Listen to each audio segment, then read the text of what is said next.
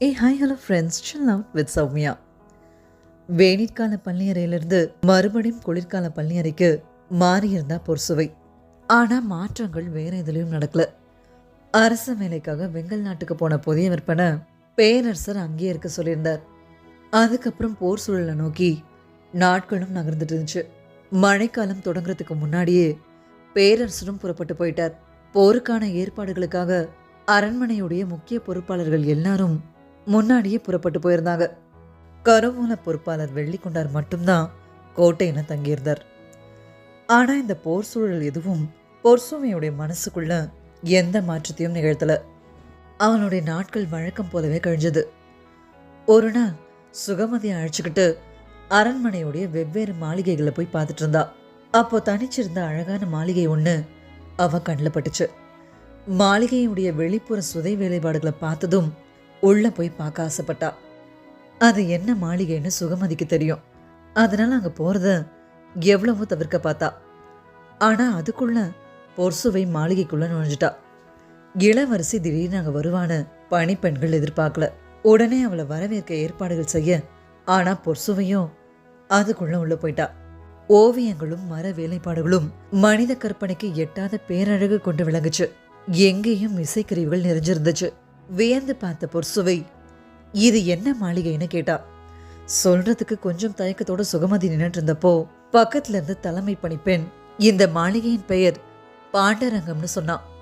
பெயரை கேட்டதும் நீலவல்லி தான் நினைவுக்கு வந்தா. திருமணத்துக்காக கட்டப்பட்ட பாண்டரங்கில் தான் நீலவல்லியோடு மகிழ்ந்து கிடக்கிறான் புதிய விற்பனை பல முறை கேள்விப்பட்டிருக்கா. இந்த மாளிகையில தான் தேவமாக்கு விலங்குடைய வடக்கு திசையில மட்டுமே உட்கார ஆற்றலையும் கண்டறியப்பட்டுச்சுன்னு அவளுக்கு தெரியும். மனசுக்குள்ள அந்த எண்ணங்கள் ஓடிட்டு இருக்க இடது புறமா திரும்பினா. மேடை ஒண்ணுத்துல மகர யாழ் வைக்கப்பட்டிருந்துச்சு. அதுக்கு கொஞ்சம் தள்ளி மாளிகையுடைய நடுவுல விளக்கொன்னு இருந்துச்சு. அதனுடைய கலை வேலைப்பாடுகள் கண்களை ஈர்த்துச்சு. மகர யாழை நோக்கி போக நினைச்சவ விளக்க நோக்கி போனா. பணிப்பெண் கிட்ட வந்து மிக சிறந்த கலை வேலைப்பாடுகளை கொண்டு விளக்குது, காமன் விளக்கென்று இதை சொல்வார்கள் இளவரசின்னு சொன்னான். காதலுற்ற பெண்ணொருத்தி வலது கைய பக்கவாட்டுல கொஞ்சம் உயர்த்தி பிடிச்சிருக்கா. அவளுடைய உள்ளங்கையில அகல் இருக்கு. இடது கைய மார்போடு அணைச்சபடி வச்சிருக்கா. அந்த கை ஒரு மலரை பிடிச்சிட்டு இருக்கு. அவளுடைய பேரழகுல மயங்கின காதலன் அவ முகம் பார்த்தபடி மயங்கி நிக்கிறான். அந்த சிலைய ஒத்து பார்த்தபடியே நின்னா பொற்சுவை. இந்த விளக்கில் சுடரேற்றி பார்க்கும் போதுதான் இதன் முழு சிறப்பும் தெரிய வரும் இளவரசின்னு பணிப்பெண் சொன்னா. சரின்னு பொற்சுவை தலையசைக்க காமன் விளக்குல விளக்கேத்தினாங்க. முன்திசை எங்கும் ஒளி பரவ அரங்குல இருந்த கண்ணாடிகளும் முத்துக்களும் ஒளிய வாங்கி உமிழ தொடங்குச்சு. பணிப்பெண் இந்த விளக்கின் சிறப்பு உமிழும் ஒளி அல்ல, படரும் நிழல் தான்னு சொன்னபடி விளக்குடைய பின்புறத்தை நோக்கி கை நீட்டினா. பொற்சுவையும் சுகமதியும் அந்த திசையை பார்த்தாங்க. ஆணும் பெண்ணுமா 2 பேர் நிக்கிற சிலையுடைய நிழல் ஒரே உருவமா தெரிஞ்சது. சுடர் அசையும் போதெல்லாம் நிழலும் அசைஞ்சு கொடுத்தது. அசைகிற நிழலுக்குள்ள புரளன உருவங்களை பத்தி பணிப்பெண் வியந்து சொல்ல தொடங்கினா. கையை உயர்த்தி அவளுடைய பேச்சு நிறுத்தின பொற்சுவை சிலை கிட்ட போய் உத்து பார்த்துட்டு இருந்தா. கொஞ்ச நேரம் கழிச்சு சொன்னா, இந்த சிலையின் சிறப்பு வலது கையில் ஏந்தி பிடித்துள்ள விளக்கோ படரும் நிழலோ அல்லன்னு. எல்லாரும் வியந்து பார்த்தாங்க. இடது கையில் மார்போடு அணைத்து பிடித்திருக்கும் அந்த மலர் தான்னு சொன்னான். சுகமதி அப்போதான் அந்த மலரை ஒத்து பார்த்தா. இந்த சிலையை வடித்த சிற்பி யாருன்னு பொற்சுவை கேட்க, பணிப்பெண்களுக்கு தெரியாததால கேட்டு சொல்கிறோம் இளவரசின்னு சொன்னாங்க. விரைந்து தெரிவியங்கள்னு சொல்லிட்டு பாண்டரங்கம் விட்டு வெளியேறினான். வர வழியில சுகமதி கேட்டா, அந்த மலரின் சிறப்பு என்ன இளவரசின்னு? அந்த காதலர்களின் முகங்களை பார்த்தாயா? உள்ளுக்குள்ளிருந்து பெருகும் பேரன்பால் மலர்ந்திருக்கின்றன. விளக்கில் சுடரை ஏற்றாத போதும் அந்த முகங்கள் மலர்ந்தே இருக்கின்றன. அப்படி என்றால் அந்த மகிழ்வுக்கு காரணம் விளக்கன்று, வேற ஏதோ காரணம் இருக்க வேண்டும் என தோன்றியது. அப்போதுதான் அந்த மலரை உற்று கவனித்தேன். அது தனித்துவம் மிக்கது ஒரு மலர். அதன் கீழிதழ்களின் அடிப்பகுதியில் சிறு சிறு வேர்கள் இருப்பதைப் போல சிற்பி வடித்துள்ளான்னு பொற்சுமை சொல்ல, மலரின் இதழ்களில் எப்படி வேர் இருக்கும்? வேரில் காய்கள் காய்க்கும், மலர்கள் மலருமா என்னன்னு சுகமதி கேட்டா. நானும் இதுவரை கேள்விப்பட்டதில்லை. ஆனால் வேரில் மலரும் தன்மை கொண்ட ஏதோ ஓர் அதிசய மலர் உள்ளது. அதை ஏந்தி பிடித்துள்ளதால் தான் இந்த காதலர்கள் எவ்வளவு மகிழ்வோடு இருக்கிறார்கள். அதைத்தான் சிற்பி மிக நுட்பத்தோடு வார்த்துள்ளான்னு பொர்சுமை சொன்னான். அன்னைக்கு நாள் முழுக்க அந்த மலனையும் காமன் விளக்கையும் பத்தியே பேசிட்டு இருந்தா பொர்சுவை. விளக்க செஞ்ச சிற்பி யாருன்னு தெரிஞ்சுக்க வேணாம முயற்சி பண்ணான். மறுநாள் காலையில பாண்டரங்கத்துடைய தலைமை பணிப்பெண் வந்து தங்களின் திருமணத்துக்காக வெங்கல் நாட்டு சிறுகுடி மன்னர் கொடுத்த பரிசு பொருள் அது. அங்குள்ள சிற்பி இதை வடித்து தந்துள்ளார்னு சொன்னான். அன்னைக்கு மாலையே வெள்ளி கொண்டாருக்கு செய்தி தெரிவிக்கப்பட்டுச்சு. இளவரசி வெங்கல் நாட்டுக்கு போக விரும்புறாங்கன்னு. போர்க்களத்துக்கு போக இளவரசி ஏன் ஆசைப்படுறாங்கன்னு அவருக்கு விளங்கல. இளவரசர் அரண்மனையை விட்டு போய் பல மாசம் ஆகிடுச்சு. அவரை பாக்குற ஆசையில இளவரசி புறப்படுறாங்கன்னு கூட இருந்தவங்க எல்லாம் அவருக்கு சொன்னாங்க. தகுந்த ஏற்பாட்டோட இளவரசியை அனுப்பி வைக்கிறத தவிர அவருக்கு வேற வழி எதுவும் தெரியல. இளவரசியை பாதுகாப்பா அழைச்சிட்டு போற அந்த பொறுப்பை செவியனுக்கு கொடுத்தார். 3ஆம் நாள் அதிகாலை தேர் புறப்பட்டுச்சு. 2 நாள் பயணத்துக்கு அப்புறம் வெங்கல் நாட்டு மாளிகையை அடைஞ்சாங்க. பாண்டிய நாட்டு இளவரசியுடைய திடீர் வரவு வெங்கல் நாட்டு அரண்மனையை திகைக்க செஞ்சது. புதுசா கட்டப்பட்ட மாளிகை ஒன்றத்துல அவ தங்க வைக்கப்பட்டா. போர்க்களத்தில் இருக்கிற மயூர் கிழாருக்கு செய்தி அனுப்பப்பட்டது. உலகின் பேரழகி என வர்ணிக்கப்படும் பாண்டிய நாட்டு இளவரசி தனது அரண்மனைக்கு வந்துள்ளாரான வியப்பு நீங்காம குதிரையில வேகமா போனார். தலை தாழ்த்தி வணங்கினவர் இளவரசியுடைய வருகையை வர்ணிச்சு சொன்ன வார்த்தைகளை முடிக்கவே நீண்ட நேரமாச்சு. பொர்சுவையும் மகிழ்ந்து அவருடைய வரவேற்பை ஏத்துக்கிட்டா. அமைச்சர் சுகந்தரிடம் நான் வந்துள்ள செய்தியை தெரிவியுங்கள். அவர் பொருத்தமான நேரத்தில் பேரரசரிடமும் இளவரசரிடமும் இந்த செய்தியை சேர்ப்பார்னு சொன்னா. உத்தரவு இளவரசி. அவ்வாறே செய்கிறேன்னு சொல்லிட்டு புறப்பட ஆயத்தமானவர்கிட்ட சுகமதி கேட்டா. இளவரசியாரின் திருமணத்துக்கு காமன் விளக்கை பரிசாக தந்தீர்கள் அல்லவா? அந்த விளக்கை செய்த சிற்பி எங்கேன்னு. மயூர் கிழார் உள்ளுக்குள்ள சந்தோஷப்பட்டார்.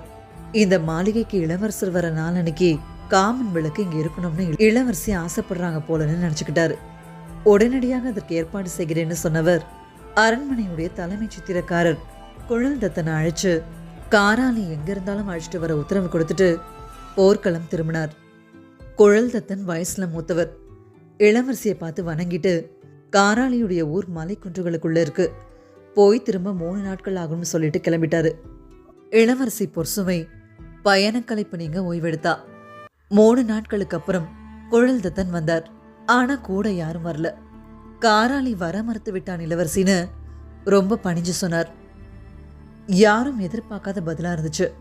பாண்டிய நாட்டு இளவரசியின் அழைப்பை ஒரு சிற்பி மறுத்து சொல்கிறானான்னு கொஞ்சம் கோபத்தோடவே கேட்டா சுகமதி. குழல்தத்தன் பேசாம நின்னார். ஏன் மறுத்தான்னு பொர்சுவை கேட்டா. வாக்கு தவறியவனின் சொல்லுக்கு மதிப்பளிக்க மாட்டோம் என காராளி கூறுகிறான்னு சொன்னாரு. பொர்சுவைக்கு புரியல. வாக்கு தவறியது யாருன்னு கேட்டா. தயக்கத்தோட எங்கள் மன்னர் மயூர் கிழார்னு குழல்தத்தன் சொன்னாரு. கொஞ்சம் அதிர்ந்தா பொர்சுவை. பரம்பின் மீது தாக்குதல் தொடுக்கவோ தொடுப்பவருக்கு உதவியும் செய்ய மாட்டோம் என்பது எம் முன்னோர்களின் வாக்கு. அதை மீறிவிட்டார். இனி இந்த மண்ணை நான் மிதிக்க மாட்டேன் என கூறி வர மறுத்து விட்டான்னு குழல்தத்தன் விளக்கம் தந்தார். காரணம் தெரிஞ்சதும் அமைதியான பொர்சுவை. அந்த அமைதி அவன் மேல கோபமா மாறல. அவன் இங்கு வர வேண்டாம், நான் அங்கு செல்கிறேன்னு சொன்னான். குழல்தத்தன் பதறி போனார். இளவரசியார் மலை குகைக்குள் இருக்கும் அவனுடைய இடத்துக்கு போக வேண்டுமான்னு பதற அதுக்குள்ள அவளுடைய ஆணை அன்னக்கர்களுக்கு தெரிவிக்கப்பட்டுச்சு. பல்லக்குகள் ஏற்பாடாச்சு. நாளை காலை புறப்படலாம்னு சொல்லிட்டு உள்ள போனா பொர்சுவை. மயூர் கிழாரை பார்த்து இதை தெரிவிக்க முடியல. அவர் மூவேந்தர்களுடைய பனைக்குள்ள எங்க இருக்காருன்னு தெரிஞ்சுக்க முடியாத நிலை. அதனால அழைச்சிட்டு போறதை தவிர குழல்தத்தனுக்கு வேற வழி இல்லை.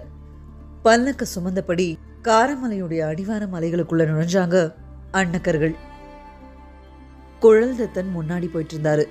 அங்க ஒரு சரிவு பாறையில ஓவியம் வரைஞ்சிட்டு இருந்தான் காராளி.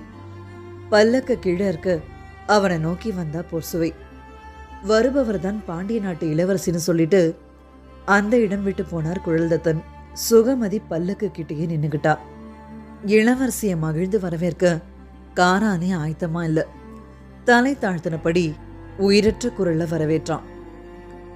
தன்னுடைய வரவை விரும்பாத ஒருத்தனுக்கு முன்னாடி நிக்கிறோம்னு முதல் பார்வையிலே உணர்ந்தா பொர்சுவை.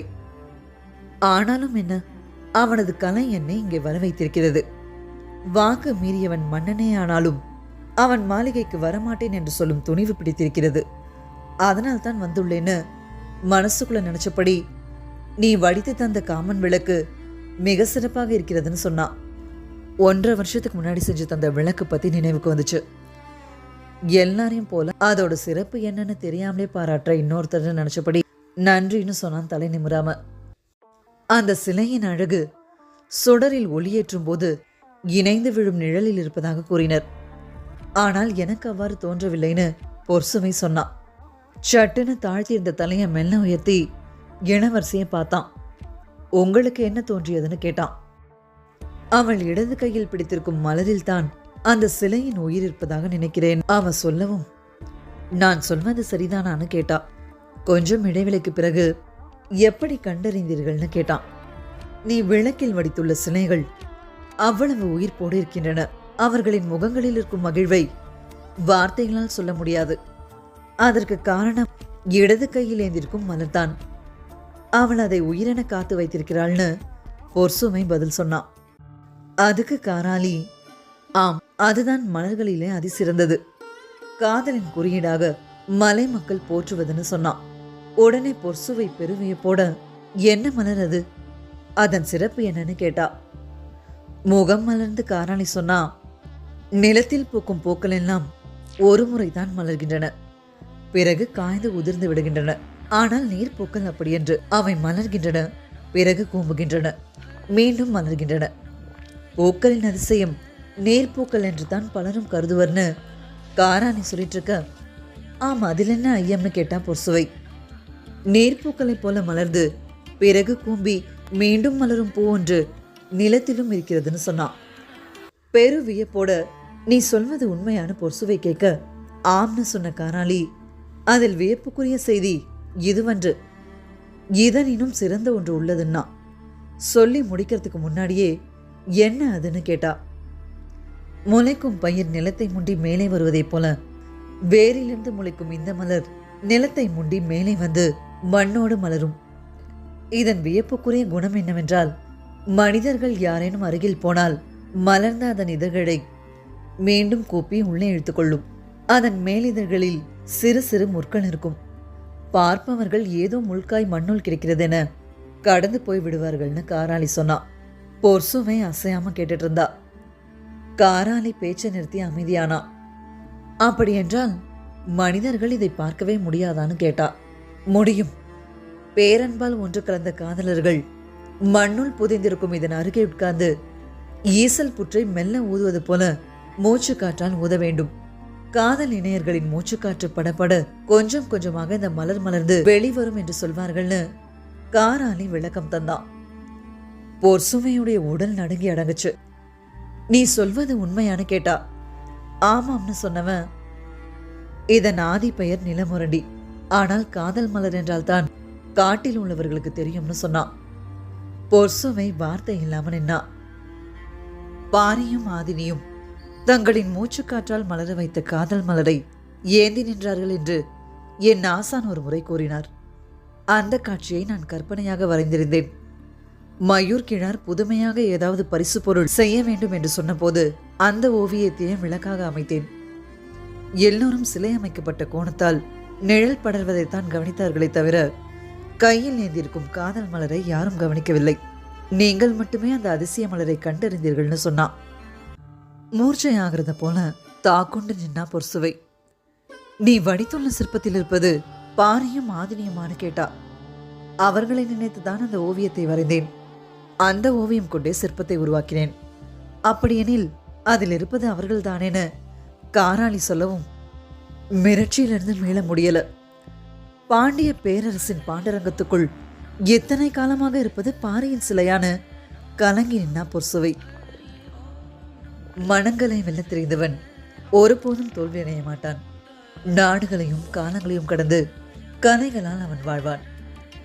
இன்னும் எத்தனை ஆண்டு காலங்கள் கழித்தும் மனமொன்றிய காதலர்கள் நிலமுரடியை கண்டு மூச்சுக்காற்றை ஊதினால் பாரியும் ஆதினியுமே இதழ்களாய் விரிவார்கள்னா காராளி.